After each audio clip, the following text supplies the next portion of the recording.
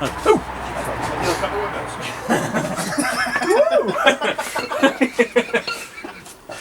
Right, as you can see now, we are ready to post it in. Oh, right. Maybe. Right. Ah.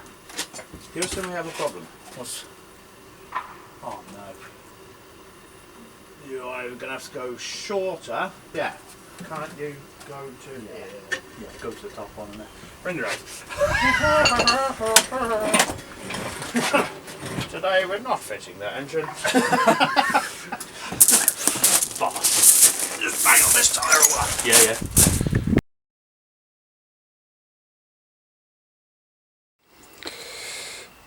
Well, it's another day. Sadly I didn't get much in the way of footage of the engine swap itself because the batteries do not like this weather. It is bloody freezing cold. It's about -1 at the moment, I think it is. And it's just seeing off these batteries so quickly. However, the engine is in, along with the gearbox.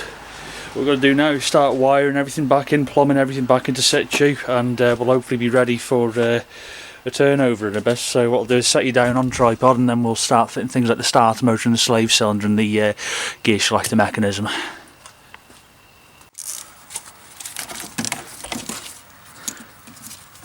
Just held in by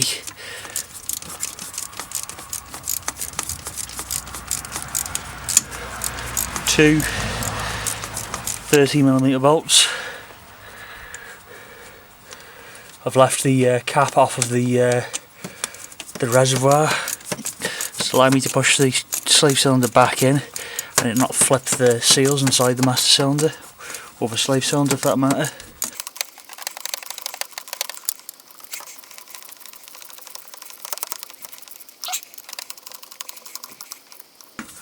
One.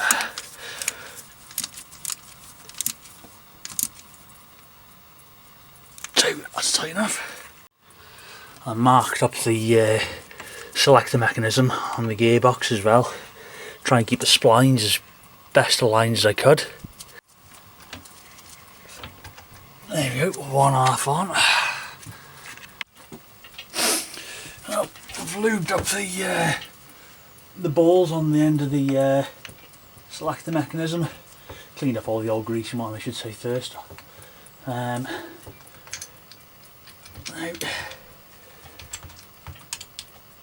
one.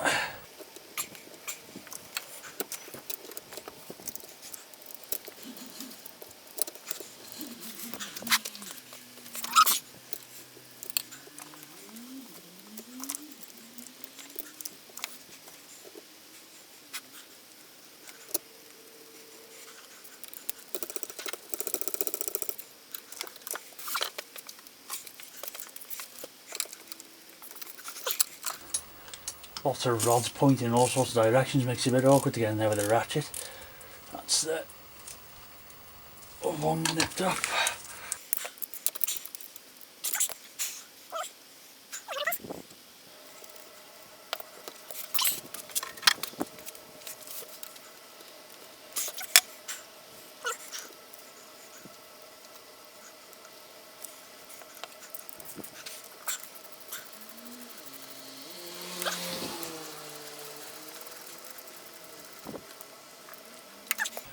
Let's test that, see how she feels inside the car.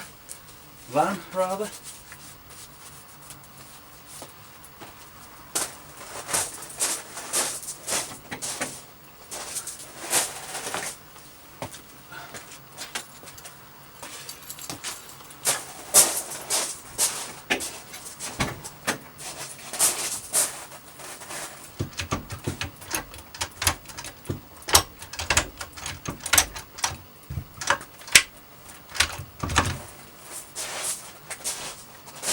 Happy days, one gearbox selector back on.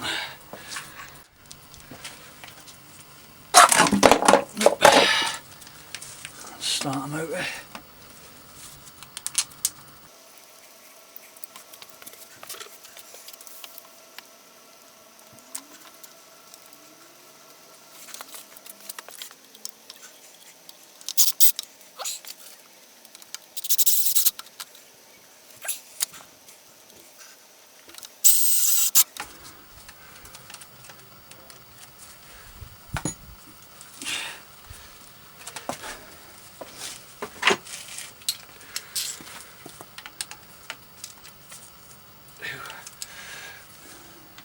Our little impact driver on a 1/4 inch has got a fair bit of torque in it.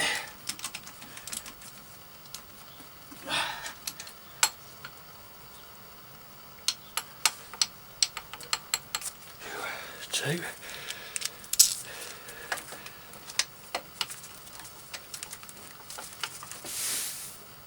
3. One starter motor bolted up. Right, engine back in, throttle cables all plumbed in, fuel pipes plumbed in, big old Merc wagon battery, everything's back on. I'm going to crank her over now, see what she does. Oh, up there, isn't it?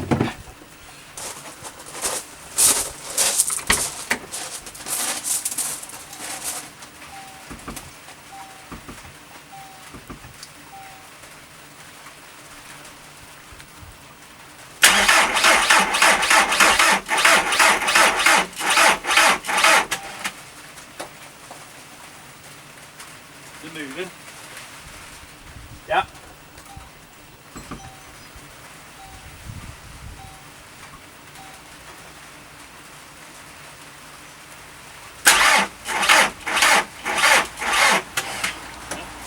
Battery's fucking. Only got enough waft in it, is it? No, definitely got enough waft in it. Attempt number 2 with a different battery on it is probably just as equally shagged. Just as equally as dead as the other one. Yeah.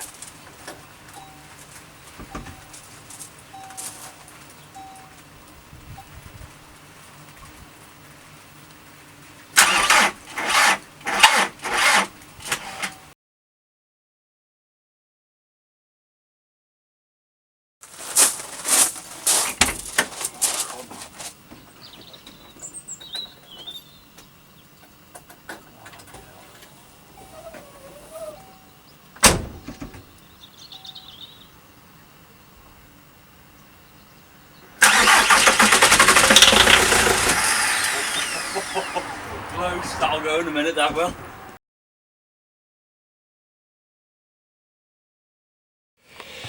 After a few hours of research, I think I've found the source as to why it just keeps on cranking and cranking over. It was a sticky solenoid, courtesy of the immobiliser kitting, because obviously I replaced the locks and barrels on this, and I think there might have been an immobiliser chip actually in the actual barrel itself, so obviously I had to bypass that. So now,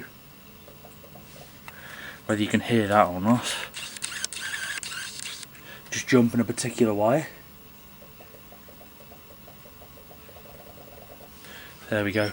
It was a stock shot fuel stop solenoid, so I'm going to set the camera down now, and hopefully she'll go after all that cranking. She's cranked for about 20 minutes probably in total, so suffice to say the engine is going to be positively primed with oil, so fingers crossed she'll go.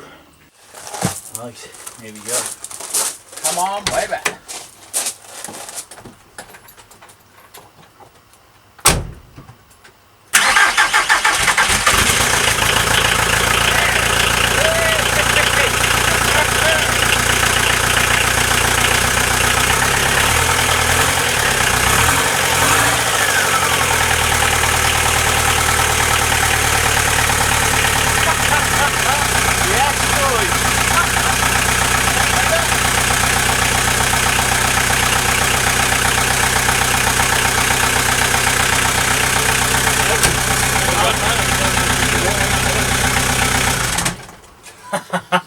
Yes. Try that. There we go. Happy fucking days. All that way, yeah, isn't it? Oh god. There we are. She runs and lives and sounds healthy as fuck, doesn't she? Yeah. But fucking dang, dang, dang, dang, dang, dang. Well, it's got no exhaust on it, is it, at the moment, like for...